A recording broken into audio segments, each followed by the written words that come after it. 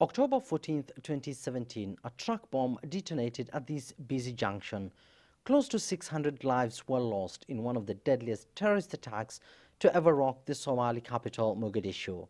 Al-Shabaab, the Al-Qaeda offshoot in the Horn of Africa, is being blamed for what's now being referred to as the worst massacre in Somalia's modern-day history.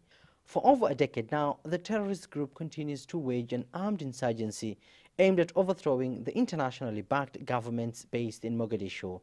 A U.S. think tank recently ranked Al-Shabaab as the deadliest extremist group in the continent. Al-Shabaab are very sophisticated, yes, but they are sophisticated because there is no challenge in power.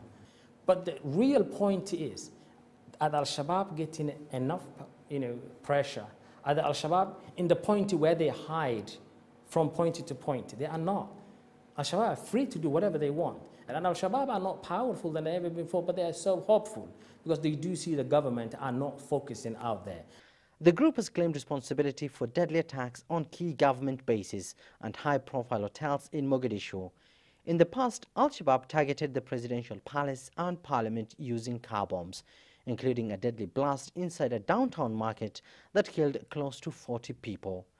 Abdurrahman Omar Osman is the mayor of Mogadishu and says the militant group has focused its attention to Somalia's most populous city so as to make global headlines with its attacks. Al-Shabaab, they know too well that Mogadishu is the populated city in the country where 3 million people reside, where they can get the attention that they are looking for. They changed their tactics to asymmetric warfare. And that's why Mogadishu, a cosmopolitan city where most of the Somali people live and reside, and they are hiding within the people, and that's why they are doing for publicity. A recent report by the UN documented more than 2,000 civilian deaths in the East African nation since the beginning of 2016, with Al-Shabaab being blamed for 79% of the killing of innocent civilians.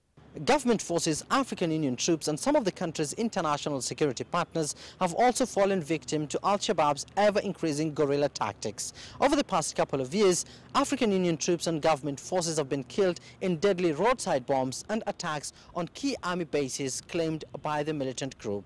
Upon taking office in early 2017, the country's President Mohamed Abdullahi Farmajo gave the African Union and its top military generals a 2-year ultimatum to end the group's activities in the country.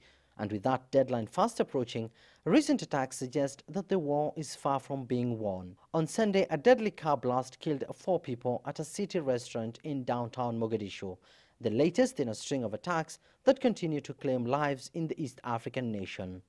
Abdulaziz Bilo, CGTN, Mogadishu, Somalia.